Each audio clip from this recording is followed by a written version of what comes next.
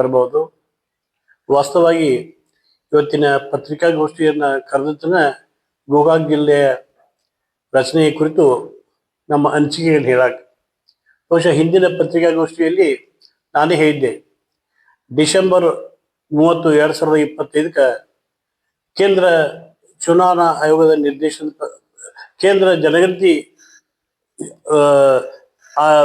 ಜನಗಣತಿಯ ಒಂದೇನು ಕೇಂದ್ರೀಯ ಸಂಸ್ಥೆ ಐತಿ, ಆ ಸಂಸ್ಥೆಯವರ ನಿರ್ದೇಶನದಂತೆ ಡಿಸೆಂಬರ್ 31, 2025 ಇವತ್ತು ತಾಲೂಕಾ, ಹೋಬಳಿ, ಜಿಲ್ಲಾ ಅಥವಾ ಇವತ್ತು ಗ್ರಾಮದ ಏನಾದರೂ ಪುನರ್ರಚನೆ ಇದ್ರೆ ಆ ಸಂದರ್ಭದೊಳಗನ ತಾವೆಲ್ಲ ಮುಕ್ತಾಯ ಮಾಡಬೇಕು.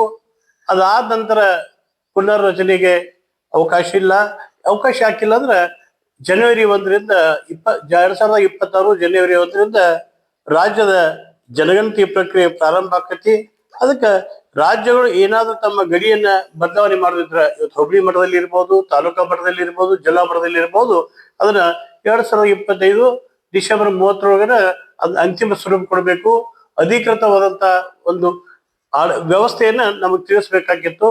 ಅದಾದ ನಂತರ ನಾವು ಜನವರಿ 1 ಒಂದ್ಸಲ ಜನಗಣತಿ ಪ್ರಾರಂಭ ಮಾಡಿದ್ರೆ ಈ ಪುನರ್ರಚನೆಗೆ ಅವಕಾಶ ಇರೋದಿಲ್ಲ ಅಂತ ಮಾತಲ್ಲಿ ಹೇಳಿದ್ರು. ನಾವು ಅದೇ ಒಂದು ಕಾರಣದಿಂದ 3-4 ತಿಂಗಳ ಈ ಜಿಲ್ಲಾ ರಚನೆಯ ಸಲುವಾಗಿ ಯಾವುದೇ ಹೋರಾಟವನ್ನು ಮಾಡಲಿಲ್ಲ, ಪ್ರೆಸ್ ಮೀಟ್ ಮಾಡಲಿಲ್ಲ, ಅಥವಾ ನಮ್ಮ ಅನಿಸಿಕೆಯನ್ನು ಹೇಳಿಲ್ಲ. ಕಾರಣಿಷ್ಟ ಜನಗಣತಿಯವರು ಸ್ಪಷ್ಟವಾದ ನಿರ್ದೇಶನ ಕೊಟ್ಟವರು. ಅದರ ಪ್ರಕಾರ ಮುಂದಿನ ಸೊರು 1.5 ವರ್ಷ ಇದೇನು ಈ ಪ್ರಕ್ರಿಯೆ ಜರುಗೋದಿಲ್ಲ ಅನ್ನುವಂತ ಭಾವನೆ ನಮ್ಮಲ್ಲಿತ್ತು.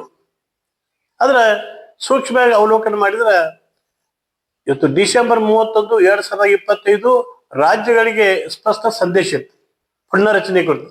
ಆದ್ರೆ ರಾಜ್ಯಗಳ ಮನಸ್ಸು ಮಾಡಿದ್ರ ಅಧಿಕೃತ ಘೋಷಣೆ ಮಾಡ್ಬೋದು, ಯಾವ್ದಾದ್ರು ಜಿಲ್ಲೆ ಮಾಡ್ತೇಳಿ ಅಧಿಕೃತ ಘೋಷಣೆ ಮಾಡ್ಬೋದು. ಅದ್ ಇಫೆಕ್ಟ್ ಯಾವಾಗಲೇ ಆಗ್ಲಿ, ಬಟ್ ಅಧಿಕೃತ ಘೋಷಣೆ ಮಾಡಿದ್ರೆ ಮುಂದೊಂದಿನ ಎಲ್ಲರೂ ವ್ಯವಸ್ಥಿತವಾಗಿ ಆಗೇ ಆಕೈತಿರುವಂತ ಭಾವನೆ ಎಲ್ಲರದು ಆಗಿಬಿಟ್ಟೈತಿ.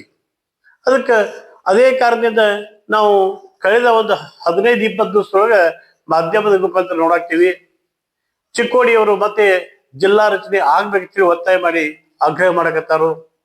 ಅದ್ರ ಜೊತೆಗೇನೆ ಮಾನ್ಯ ನಮ್ಮವರಾದಂತಹ ಸನ್ಮಾನ್ಯ ಶ್ರೀ ಸತೀಶ್ ಜಾರಕಿಹೊಳಿ ಅವರು, ಜಿಲ್ಲಾ ಉಸ್ತುವಾರಿ ಸಚಿವರು, ಒಂದು ಹೇಳಿಕೆ ಕೊಟ್ಟರು. ಜಿಲ್ಲೆಗಳ ಪುನರ್ರಚನೆಯನ್ನ ಮಾನ್ಯ ಮುಖ್ಯಮಂತ್ರಿಗಳಾದ ಶ್ರೀ ಸಿದ್ದರಾಮಯ್ಯವ್ರಿಗೆ ನಾವು ಬಿಟ್ಟಿದ್ದೀವಿ, ಅವರ ಅಂತಿಮ ನಿರ್ಣಯ ತಗೋಬೇಕು ಅನ್ನುವಂತ ಮಾತನ್ನು ಹೇಳಿದ್ರು. ಅದಾದ ಒಂದು 2-3 ದಿವಸದೊಳಗನ ಈ ರಾಜ್ಯದ ಉಪಮುಖ್ಯಮಂತ್ರಿಗಳು ಮತ್ತು ಕಾಂಗ್ರೆಸ್ ಪಕ್ಷದ ಅಧ್ಯಕ್ಷರಾಗಿರುವಂತಹ ಸನ್ಮಾನ್ಯ ಶ್ರೀ ಡಿ ಕೆ ಶಿವಕುಮಾರ್ ಅವರು ಯಡೂರಿನ ಪೂಜ್ಯರ ಒಂದು ಸಮಾವೇಶ ಬಂದಾಗ ಒಂದು ಮಾತನ್ನು ಹೇಳಿದ್ರು. ಚಿಕ್ಕೋಡಿ ಜಿಲ್ಲಾ ರಚನೆಯ ಸಲುವಾಗಿ ನಮ್ಮ ಪರಿಶೀಲನೆ ಒಳಗೈತಿ, ಶೀಘ್ರವೇ ಅದಕ್ಕೆ ಪೂರಕವಾದಂತ ನಿರ್ಣಯ ತಗೋತ ರೀತಿ ಒಳಗ ಒಂದು ಹೇಳಿಕೆ ಕೊಟ್ಟರು. ಇದನ್ನೆಲ್ಲ ನೋಡಂತೆ ನಮಗೊಂದು ತಳಬಳ ಪ್ರಾರಂಭ ಆಯ್ತು.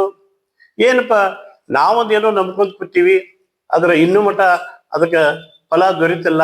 ಆದ್ರೆ ಯಾವ್ದಾದ್ರು ಈಗ ಹೇಳಿಲ್ಲ ನಾನು, ಜನಗಣತಿಯ ಬಗ್ಗೆ ನಿರ್ದೇಶನ, ಪುನರ್ರಚನೆ, ಈ ವಾರ್ಡ್ಗಳ ಪುನರ್ರಚನೆ ಇರ್ಬೋದು, ಜಿಲ್ಲಾ ಪುನರ್ರಚನೆ ಇದ್ರ ಬಗ್ಗೆ ಸ್ಪಷ್ಟ ನಿರ್ದೇಶನ ಇದ್ರು ಸಹಿತ ಅಧಿಕೃತವಾಗಿ ಜಿಲ್ಲೆ ಘೋಷಣೆ ಮಾಡ್ಬೋದಲ್ಲ ಅನ್ನುವಂಥ ಭಾವನೆ ಬಂತು ನಮಗೆ.